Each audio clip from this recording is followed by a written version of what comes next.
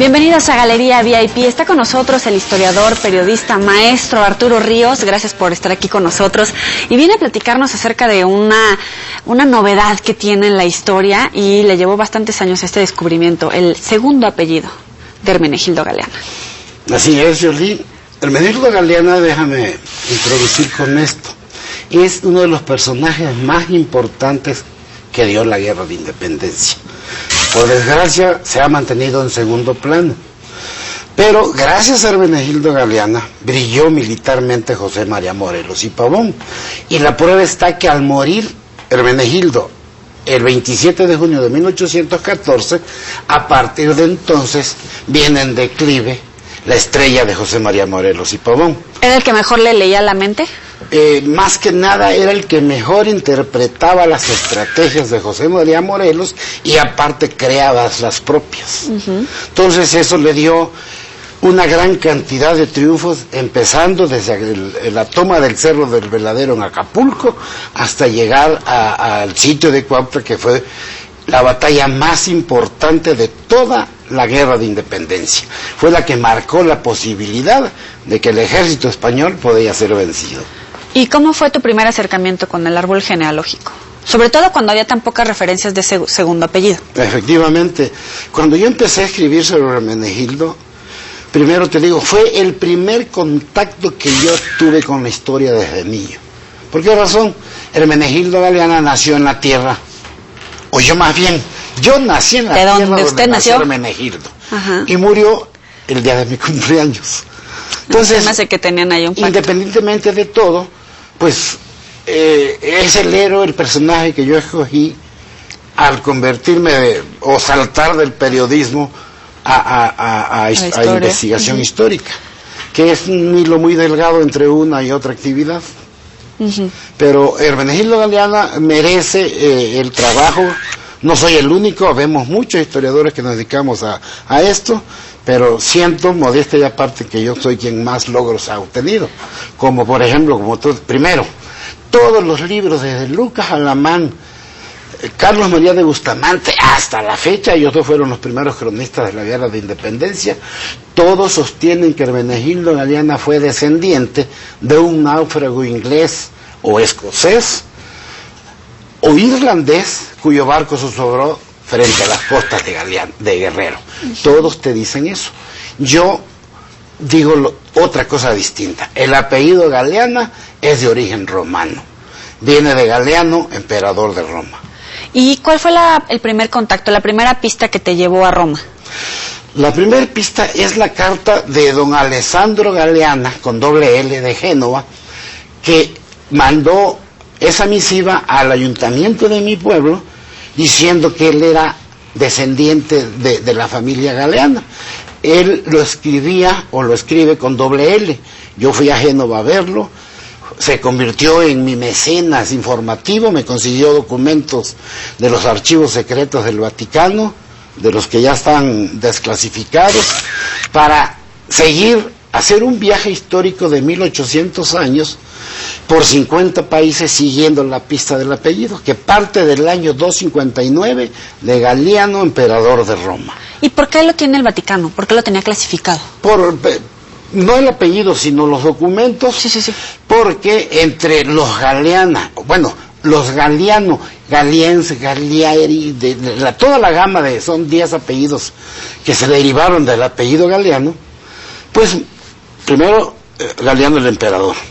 Y así hubo pajes, condes, duques, hubo un emperador del Sacro Imperio Romano entre los ascendientes de la familia Galeana. Entonces, por esa razón, los archivos secretos del Vaticano había información de todos ellos.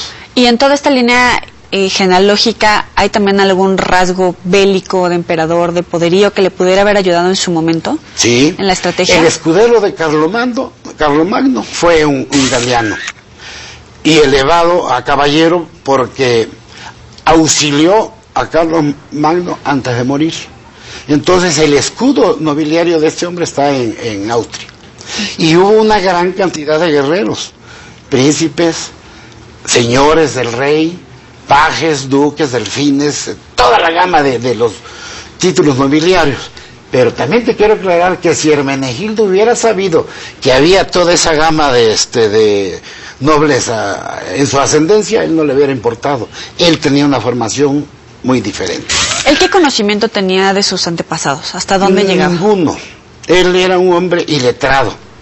Por esa razón, en 3 ocasiones, José María Morelos y Pavón le evitó o le negó ser el segundo en el mando, siempre aduciendo, incluso hay testimonios escritos de Morelos, que decía, Hermenegildo Galeana tiene más méritos militares, pero inculpablemente no sabe leer y escribir. Fue un hombre de una inteligencia nata, un hombre valiente, honesto, con todas las aptitudes que debe tener un ser humano.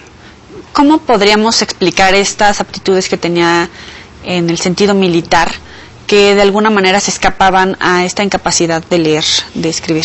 Yo siento que era un ímpetu, él era un hombre, por lo que he leído y he descubierto, era un hombre taciturno, era un hombre callado, poco comunicativo, incluso, en breve te explicaré, lo que creo yo que determinó irse a la guerra de independencia. ¿Qué fue?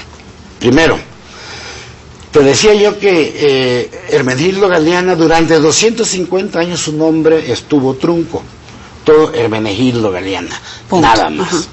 Por lo tanto no se sabía si tuvo mamá, pero en el buen sentido. Sí, porque no existía es su segundo apellido. Pero yo en mis pesquisas fui a dar a Utah, Estados Unidos, y la iglesia mormona me permitió revisar documentos y encontré uno muy valioso con fecha 5 de febrero de 1805 en la que Sixto Ayerdi está haciendo trámites de matrimonio con María Francisca de Fornés en Atoyac de Álvarez, una población que está a media hora de Tecpan. La iglesia, para cuidar la monogamia, hacía una gran cantidad de investigaciones entre los contrayentes para evitar precisamente alguna situación que no permitida por la iglesia, como era casarse entre familiares, que era la más importante. Sin embargo, permitía que a partir del parentesco en 3er grado sí podían. En esas pesquisas llamaban 3 testigos por cada uno de los pretendientes. Así es que los 6 que participaron dieron a conocer que el padre de María Francisca de Fornés era Hermenegildo Galeana. Y por lo tanto los 2 contrayentes resultaban ser parientes en 3er grado. Sixto, no me digas. Hijo de una hermana de la madre de Hermenegildo Galeana. La madre de Hermenegildo Galeana se llamó Francisca de Vargas, pero Vargas con B grande. Como es usual, es con B chica en México y en muchas partes del mundo, pero existe el Vargas con B grande. La diferencia, Vargas con B grande procede de Toledo, España, y Vargas con B chica es andaluz. Ante esa situación, pues me lleva a conocer quién fue la madre, quién fue el abuelo y quién fue el bisabuelo. El padre de Francisca de Vargas se llamó Cayetano de Vargas y el bisabuelo se llamó Antonio de Fornés. Entonces, era muy común en aquella época que se casaran entre familiares. Y así dimos con ese asunto, que ya tiene tiempo, que pues no se conocía, no sé. Hasta la fecha soy el único que lo ha escrito. Oye, y en esta posibilidad que se te abrió de estar buscando un apellido que ni siquiera había registros aquí, ¿qué tantos métodos de investigación pudiste desarrollar? Por ejemplo, hacer el primer contacto con el Vaticano, con un familiar, etcétera. Mira, yo soy un intruso metido a investigación histórica. Yo soy periodista de formación. Tengo 40 años dedicado al medio. Sí, sí. Y las herramientas de la investigación periodística son las que utilizo para investigar la historia. ¿Pero hubo alguna que se sumara, que no se te hubiera ocurrido, no sé, cuando estabas como jefe de información, como editor, etcétera? Pues no simplemente la intuición, el espíritu de indagador.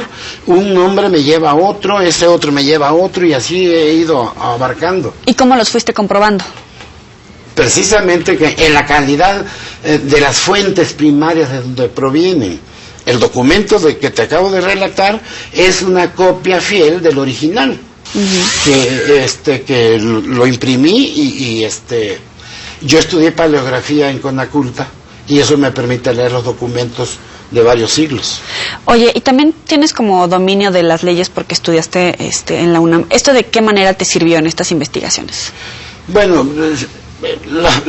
primero pues el lenguaje cambia cada 100 años, Joely, y también se escribe diferente cada 100 años. Los documentos del siglo XV son legibles para nosotros normales, pero los del siglo XVI a simple vista parecen jeroglíficos árabes, por la influencia de 600 años de dominio a España en los árabes.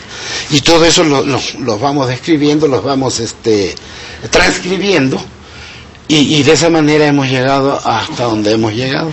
¿Y de qué manera viene a cambiar el sentido de la historia, si es que influye de alguna manera el hecho de que le hayas encontrado el apellido materno y que aportes toda esta información que te fuiste topando, 50 países, 1800 años? Importa muchísimo porque de Hermenegildo Galiana, como de la mayor parte de los héroes, se habla de sus glorias guerreras, de sus logros, de haber consumado la independencia en muchos casos, etcétera, etcétera. Pero nunca se habla del ser humano, del hombre que amó, que tuvo una hija, que debió sentir amor por ella, evidentemente, que tuvo abuelos y que es alguien como tú, como yo y como todos los que nos están viendo. Entonces, también cambian el sentido de hablar ante el público, porque también es más fácil emular a un semejante que a un ser idealizado. Y viendo hacia adelante, ¿te encontraste con novedades de, por ejemplo, ahora dónde están los familiares de Hermenegildo Galiana? Sí, yo siempre he sido un reportero con suerte. Una de ellas sería reportero. Es que mi hijo se casó con una niña que es descendiente directa de los Galiana. Incluso hay una historia muy interesante que me gustaría platicarte. Hace 200 años, dos hermanos, Pedro y Pablo, eran Vargas León, tenían una recua de mulas que era el equivalente a tener una flotilla de trailers ahora. Desde Irapuato partían hacia Acapulco a comprar a la nao de China y se venían, ahora sí que, ahora decimos puebleando, en aquel tiempo se venían ascendiendo vendiendo sus productos. Así llegaron a la hacienda del Sanjón, que fue la propiedad principal de los Galiana. Conocieron a dos hermanas, se enamoraron y se casaron con ellas y se las llevaron a Irapuato. Ah, hijos. Allá se desarrolló la familia. Después, en la época actual, un sobrino mío se fue a Japón de paseo a las Olimpiadas, conoció una niña, se quedaron de verse en México, se vieron, pero ella se prendó del hermano de él, se hicieron novios. Después el hermano, hijo de mi hermana, le dice a mi hijo: oye, tú no tienes novia, Linda te quiere presentar a su prima, Mónica. Se lo lleva y se hacen novios los dos, las dos parejas, se casan las dos parejas y se repite la historia 200 años después. Wow. Ellas y ellos, nacidos en el Distrito Federal, con sus raíces en Tecpan. Sangre. También descubriste un cañoncito que andaba por ahí perdido, pero vamos a hacer una pequeña pausa y regresando nos va a explicar justo cómo fue el proceso para encontrar este cañón perdido. No le cambien.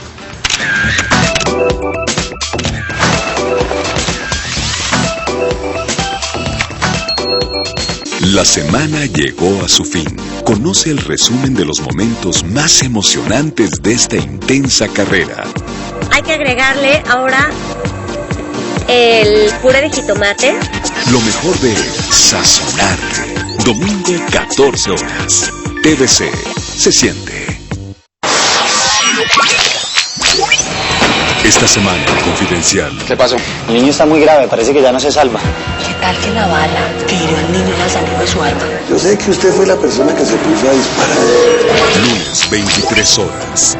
Todas las emociones. TVC se siente. La hemorragia no para, doctor. Hay que poner otra unidad de salud. Pidan a cirugía, que se apure, este caso no puede esperar. Respiratorio, está hipotenso, se nos está yendo. ¿De quién tubar? Eso puede entubar de espaldas. Sí. Clave 1. Lunes a viernes, 12:30 horas. Todas las emociones. TVC se siente. Volvemos a encontrarnos.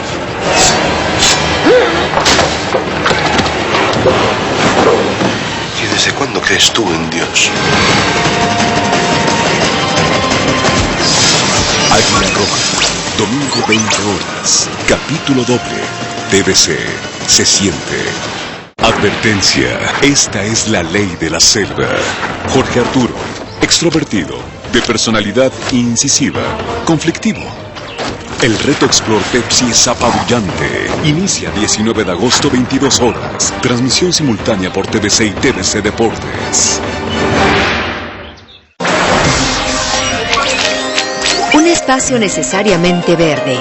Más de 470 hectáreas de bosques y pastizales se convirtieron en ceniza por un incendio forestal. TVCN Ambientales. Lunes a viernes, 14:30 horas. Es objetivo. Todas las emociones. TVC. Se siente.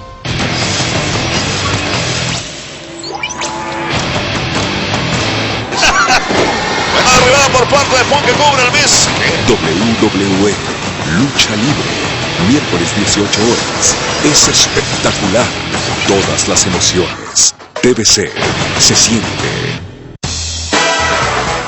La semana llegó a su fin. Conoce el resumen de los momentos más emocionantes de esta intensa carrera. Lo mejor de Hablar a lo Macho. Sábado, 13 horas. Es divertido. Todas las emociones. TVC se siente. Queremos consentirte con más emociones. Manda tus comentarios a tvc@tctv.mx.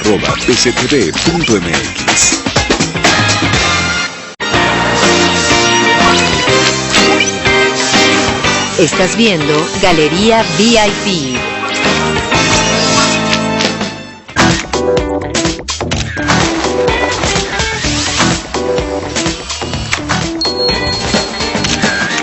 Gracias por seguir con nosotros en Galería VIP. Este cañoncito estuvo perdido. Es la primera pieza de artillería de la insurgencia del sur. Así es. Muchísimos años.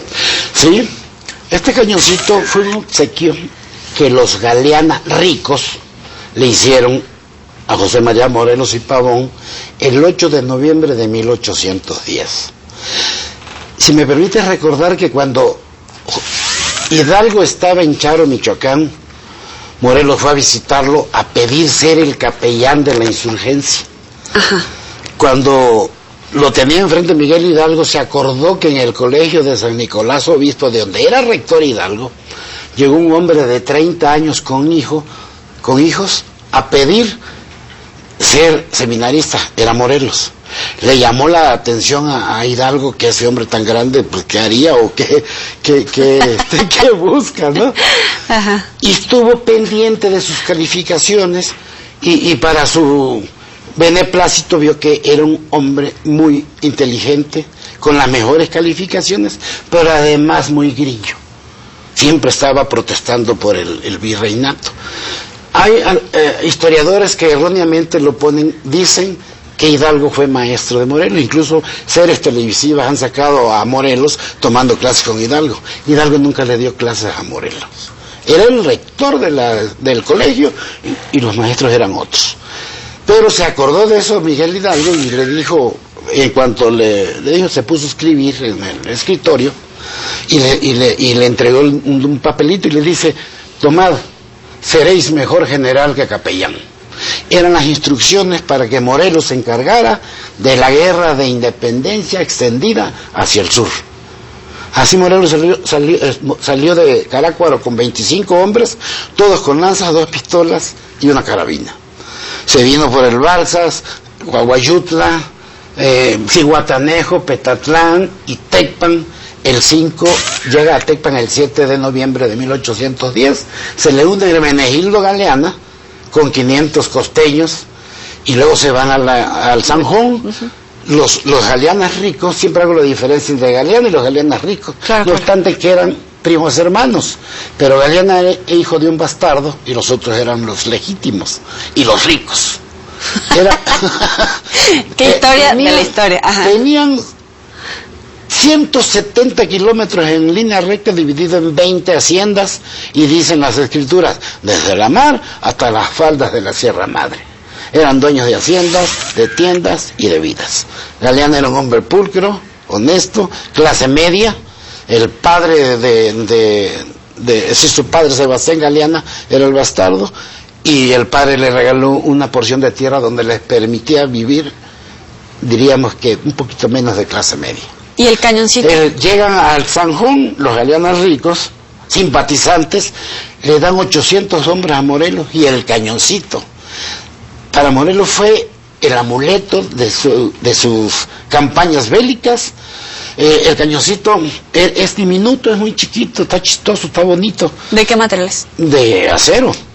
Lo utilizaban los galeanos cada marzo, que se festeja, me parece que el 25 de marzo, el día de San José, en la hacienda con ese nombre, donde tiraban salvas.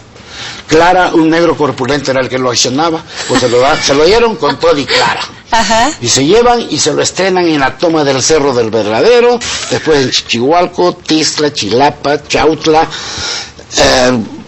Izúcar, Tasco, Tenancingo, y brilla el cañoncito en el sitio de Cuautla.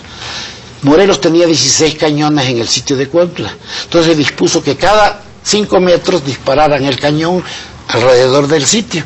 Los observadores de Gelis, María Calleja, que tenía sitiado Cuautla, contabilizaban 40 cañones, nomás tenía 16, entonces tomaban muchas precauciones, y el cañoncito fue la gloria de esa batalla, de tal manera que al niño artillero, que fue el que salvó de un momento dado al sitio al disparar el cañón, lo nombró Morelos el comandante del Niño. Después, al romper el sitio y huir, Morelos llevaba el cañoncito en una mula. En la huida se cae el cañón y se pierde. Ya. Lo encuentra Pedro Zarzosa, realista, y lo entrega al ejército virreinal, y ahí se perdió. En el ejército. Sí, en el ejército. Del ejército realista. Después viene la consumación de la independencia con Iturbide, el cañón empezó a rodar por ahí y se le perdió la pista. Nunca como pieza histórica. No, era del montón. Lo clasificó Edmundo O'Gorman ya en los 1940. El cañoncito primero formó parte del Museo de Artillería que en 1879 inauguró don Porfirio Díaz. Por primera vez aparece el niño y lo pintan de 3 colores. Después Venustiano Carranza, al triunfar la revolución, pues desaparece el Museo de la Artillería y conforma el Museo de Etnología e Historia, y ahí va el cañoncito. Después viene Lázaro Cárdenas y lo inaugura Manuel Ávila Camacho y lo pasan al castillo de Chapultepec, y ahí lo clasifican y ya se establece que es el niño, de acuerdo a estudios antropológicos y todo lo necesario, y ahí se queda. Pero nadie se interesa en decir este es el cañoncito, salvo que yo, al entrevistar al director, el interesado en efecto, Salvador Rueda Smith, me dice, oye, aquí tengo el cañón. Pues yo tenía 15 años buscándolo. ¿Cuánto cuesta ese cañón? Pues no tiene precio por la reliquia que representa, vamos a decir, la energía de Morelos, la energía de Galeana, porque ambos los dispararon en determinadas ocasiones, y es una pieza que tiene un gran valor.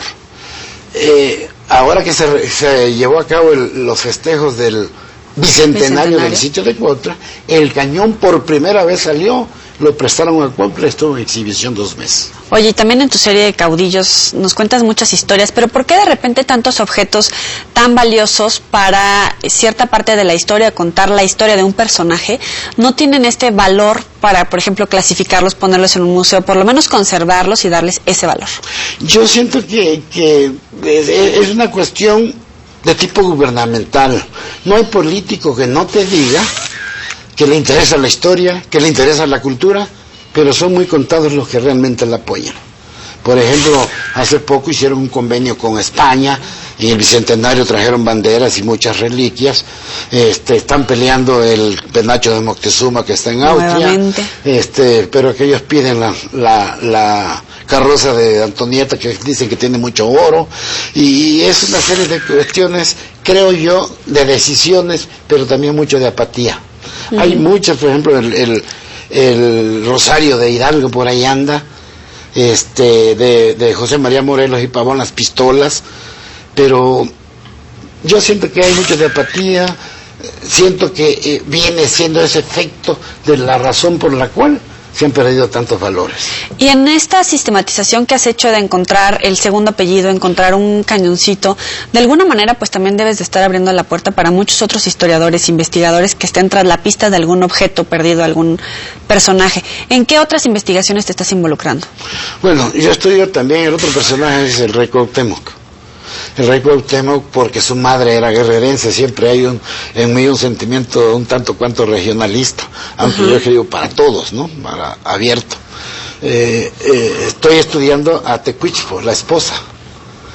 5 maridos y un amante. ¡Qué lista! Sí, fue mucho la vida. El amante fue Hernán Cortés, con el cual tuvo una hija.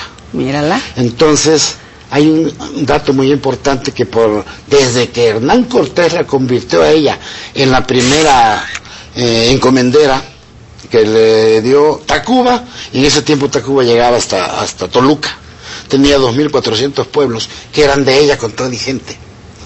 Ella con el último marido, Juan Cano de Saavedra, se la llevó a Cáceres, España, y allá los hijos de ellos formaron parte de la corte de España, y el 9º virrey de la corte de España. De España. Y el 9º virrey era el conde de Moctezuma, Valladares. Wow. O sea, ese trabajo de indagatorio se va a llamar La Venganza Azteca, porque ya muy españolizados, pero vinieron a gobernar a la Nueva España. ¿Para cuándo sale? Yo calculo que para el año que entra. Es un trabajo muy pesado. Cada persona que demostrara que era descendiente de Moctezuma, ya sea a través de ella o de sus hijas, el gobierno de México les daba 1.400 pesos oro. Llegaron a ser más de 2.000. Esa cantidad es más o menos casi 2 millones de pesos anuales. Wow. Entonces, eso tardó 500 años llevándose a cabo, hasta que Abelardo L. Rodríguez, presidente de la República en 1834, dijo: hasta aquí, se acabaron flojos, pónganse a trabajar. En este momento hay un español peleando el Zócalo a México, porque dice que era de su tatarabuelo Moctezuma. Si tuvieras la oportunidad de investigar a cualquier personaje mexicano, extranjero, ¿cuál sería? De entrevistarlo, de preguntarle: me quedó esta duda de tu apellido, de tu madre, de tu cañón, de lo que tú quieras. ¿Qué sería? Me gustaría Hermenegildo Galeano. Simplemente además por saber más de este hombre singular. Y hay una cosa bien importante que no me gustaría dejar a la saga: el único presidente de la República que le ha hecho justicia gritándolo el 16 de septiembre hace 3 años es el actual Felipe Calderón. Felipe Calderón.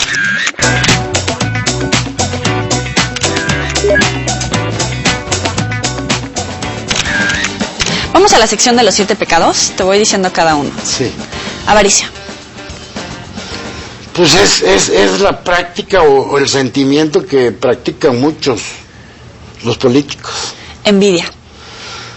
La envidia es aquel sentimiento insano del que no ha prosperado. Ira.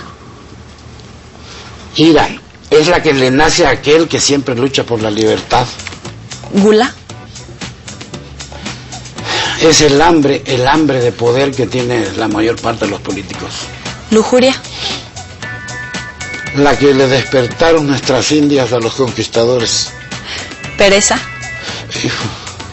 Pereza. Me da pereza pensar en la consumación de la independencia y en el triunfo, entre comillas, de la revolución. Para mí no se han cumplido esos objetivos. Coincidimos. Soberbia. Soberbia es la que tienen los funcionarios ante la gente que los sigue. Un placer, Arturo Ríos. Muchísimas gracias por muy estar agradecido aquí. Con tu amable entrevista que me pone al frente de muchos mexicanos. En México y en Estados Unidos. Arturo Ríos en Galería VIP. Nos vemos la próxima. Pásala.